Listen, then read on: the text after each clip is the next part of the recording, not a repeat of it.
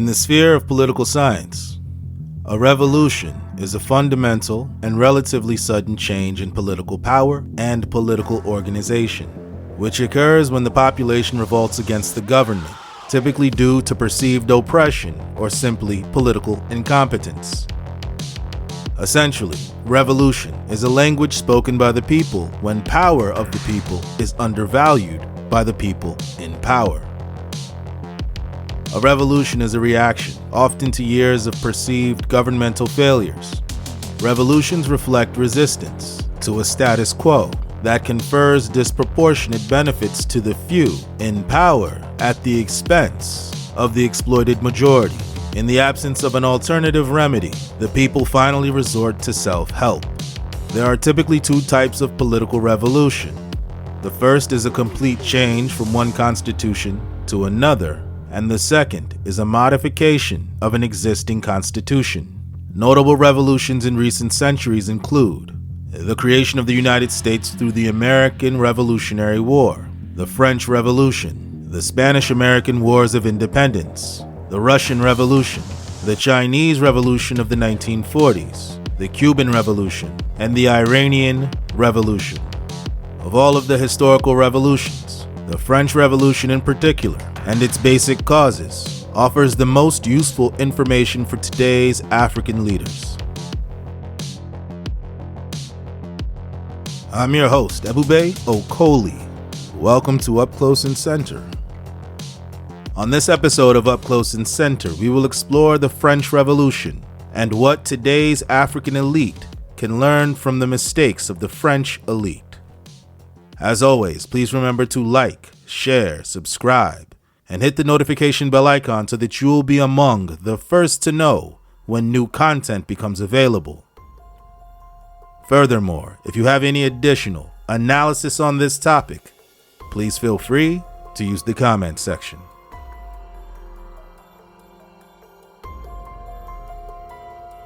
So what caused the French Revolution, and what can the African elite learn from this?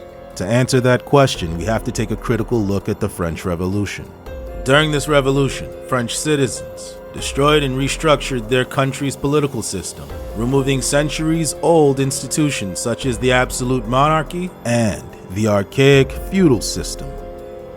The revolution was caused by widespread discontent with the French elite, discontent with the poor economic policies of the king. Essentially, the French Revolution of 1789 was a situation where the angry and impoverished masses decided that they had had enough, and then rose up to strip the elites and the royals of their privileged position in society, therein handing over power to the common man.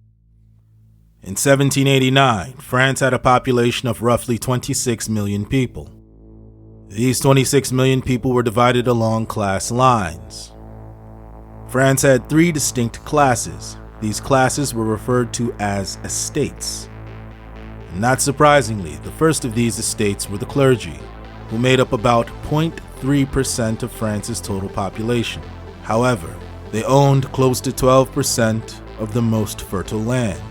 This land was used to accumulate great wealth, and that wealth was tax exempt. The second estate, made up of the actual nobility, constituted just under 2% of France's total population. However, this group owned just over a quarter of France's best land. Similar to their family members who made up much of the higher clergy, they too paid no taxes. The third estate, which made up about 98% of the population, were collectively called the commoners, or the common man.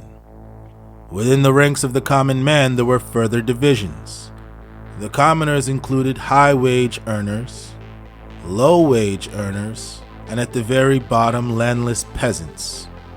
High-wage earners included the middle-class lawyers, engineers, doctors, and merchants.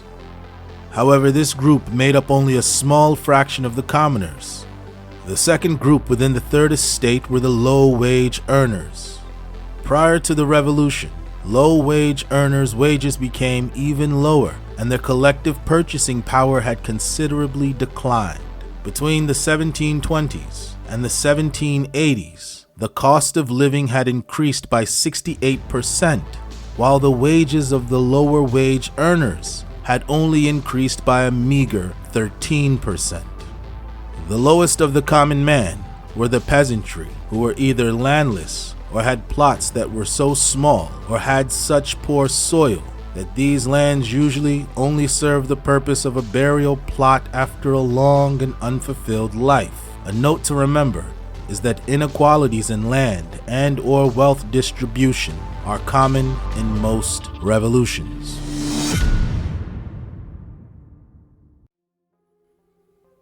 By the end of the 1700s, Europe had undergone a fundamental cultural and intellectual shift in thought known as the Enlightenment. Artists, thinkers, and philosophers all promoted reason and human freedom over religion and antiquated tradition. The rise of a middle class within the Third Estate and a new way of thinking being printed and distributed encouraged vast political awareness and understanding among the common man. However, France, one of the largest, most enlightened, and richest countries in Europe, was still governed by an archaic regime of three rigid social classes, organized as estates, with the king and the first two estates being granted special privileges and rights. The Third Estate, although making up roughly 98% of France, had far less power than the other two estates. Moreover, the Third Estate was directly responsible for subsidizing the lavish lifestyles of the upper two estates. And the Third Estate was the only estate that paid taxes to the king as well as to the other two estates. Taxation on the Third Estate oftentimes left peasants with nothing, while the king and the nobility lived lavishly on the Third Estate's extracted wealth. However, as France went deeper into debt due to its support for the American Revolution and its never-ending wars with the English, it was soon determined that change was needed. King Louis appointed Finance Minister Jacques Necker, who openly advocated for reducing the heavy tax burden on the Third Estate, and through such calls won public support. However, the king's royal advisors strongly opposed Necker's initiatives. Desperate for a lasting solution, the king called a meeting of the Estates General, an assembly of representatives from the three estates. Although the Third Estate represented 98% of France, its vote was equal to each of the other estates. And, unsurprisingly, both of the upper-class estates voted to keep their benefits by a 2-to-1 margin.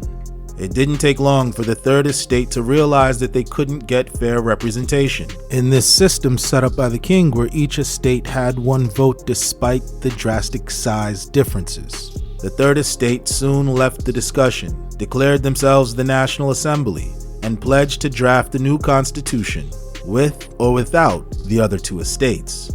King Louis ordered the First and Second Estates to meet with the newly formed National Assembly, but he also dismissed Necker, his popular finance minister, which angered the populace. In response to this move, thousands of outraged Parisians joined forces with sympathetic soldiers to storm the Bastille prison and armory, a symbol of the king's power and a large storehouse of weapons. Thus, the revolution had begun. As the revolution spread throughout France, the feudal system, which was the backbone of the three estates, collapsed. The National Assembly's Declaration of the Rights of Man and Citizen proclaimed that the individual rights and freedoms of French citizens were fundamental to human nature and that the government existed merely to protect those rights and freedoms. Many nobles and elites who had now lost their privileged place in society fled abroad, begging foreign rulers to invade France and restore order and their privileges. While Louis remained as the figurehead of the now constitutional monarchy, his position was under constant threat.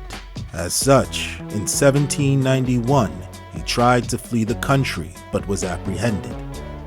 The king's attempted escape destroyed what little faith France had remaining in the king. Consequently, the royal family was arrested and the king charged with treason. After a speedy trial, the once revered king was publicly beheaded. 9 months later, Queen Marie Antoinette was also executed, ending 1,000 years of monarchy with the elites having lost their position with the collapse of the feudal system and the monarchy deposed, the common man then took over. The elites of France forgot that a revolution is a language spoken by the people when the power of the people is undervalued by the people in power. So, what lessons can the African elites learn from the mistakes of the French elites as Africa continues to come into its own as an entrepreneurship and financial hub? Africa's growing elite has just added another 22,000 new millionaires over the past 12 years, with a total private wealth of $2.4 trillion. These figures are predicted to increase by about 36% over the next decade, reaching $3.5 trillion by the end of 2030. However, as the rich get richer, Africa's poor, which make up large majorities on the continent, are becoming poorer and more disenfranchised by the day, with even less access to the basic amenities of life as populations increase. Today's African elite would be wise to heed the words of the African proverb, stating, "He that beats the drum for the madman to dance is himself no better than the madman." This concludes our broadcast of Up Close and Center. As always, please remember to like, share, subscribe, and hit the notification bell icon so that you'll be the first to know when new content becomes available. Furthermore, if you have any additional analysis on this topic, please feel free to use the comment section. Thank you for your time and your commitment to the continent.